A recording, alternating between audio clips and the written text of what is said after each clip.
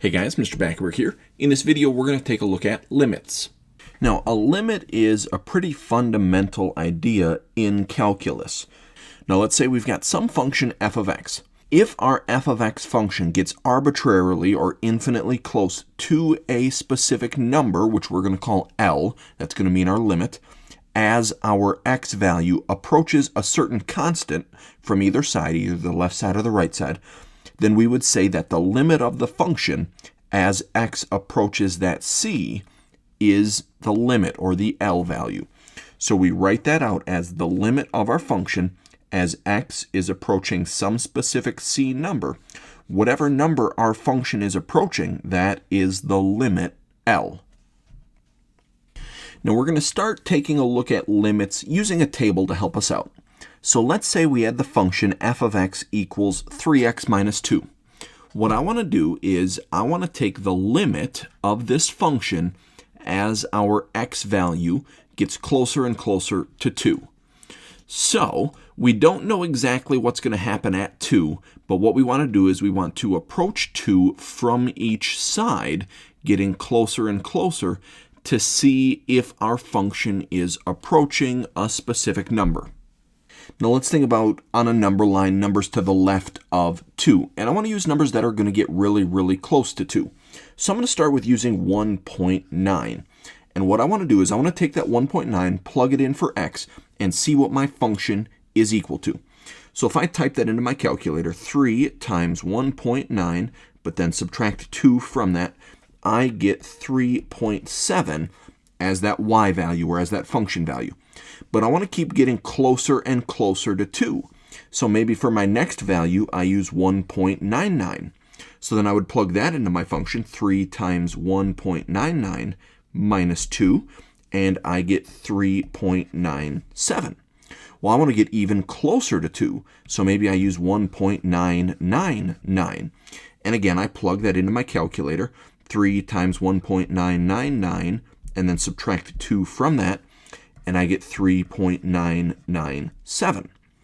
Now I also want to look at what happens as we approach 2 from the other side. So maybe we start at 2.1, and I plug that into my function. So 3 times 2.1, but then subtract 2 from that, I get 4.3. But again, I want to get closer and closer to 2. So maybe for my next value on the right-hand side, I plug in 2.01. So 3 times 2.01, but then subtract 2 from that, I get 4.03. And then lastly, I want to get even closer to 2. So I'm going to go 2.001. So I plug that in, 3 times 2.001, I subtract 2 from that, and I get 4.003. Now what I want to look at is I want to look at what's happening to these y values, or function values. As I get closer and closer to 2 from each side, it appears as if my function is approaching 4. So I would say that the limit of this function as x approaches 2, I'm going to guess that that limit is 4. Now on this function, we could actually do something called direct substitution, where we take that number that we want to approach and actually plug it in. 3 times 2 is 6, minus 2 is 4. So it does appear that the limit is actually 4. But not every function allows you to do direct substitution. So in this example, we're going to look at the limit of this function as x approaches 0. Now I said some limits you can do with direct substitution, but this isn't a limit that's going to work this way, because if I try to plug in 0 for this function, I'm going to use my store key on my calculator. So if I take 0 and store it as x, and then type out my function, I get something that's not an actual number. It's not a real number. We end up getting 0 on the bottom of that fraction, so that's an undefined value. So I can't do this one using direct substitution. So I have to approach that 0 from each side. So I'm going to start left of 0, and I'm going to start with negative 0.1. And again, I'm going to use my calculator, and I'm going to store key this. So when I plug in negative 0.1, I get about 1.95.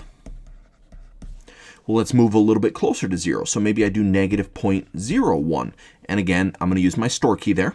And so when I type that in, I get 1.99. But then I want to get even closer to 0. So maybe I go negative 0.001. And again, using my store key there, I get 1.999. Now I also want to look at what happens from the opposite side. So instead of using negative 0.1, maybe I use positive 0.1. And I'm going to use my store key again. I do that and I get about 2.05 as that answer. But I want to move closer to 0. So I'm going to go 0.01. And then using my store key, I end up getting 2.005. But then I want to move even closer to 0, so 0.001. And I'll use my store key there as well. And when I do that, I get 2.0005. So as we look at what's happening as we approach 0 from each side, even though I can't actually plug in 0, it looks like my function is getting closer and closer to 2. So I would say that this limit, as x approaches 0, I would say that this limit is equal to 2. That's going to be it for this video. Thanks for watching.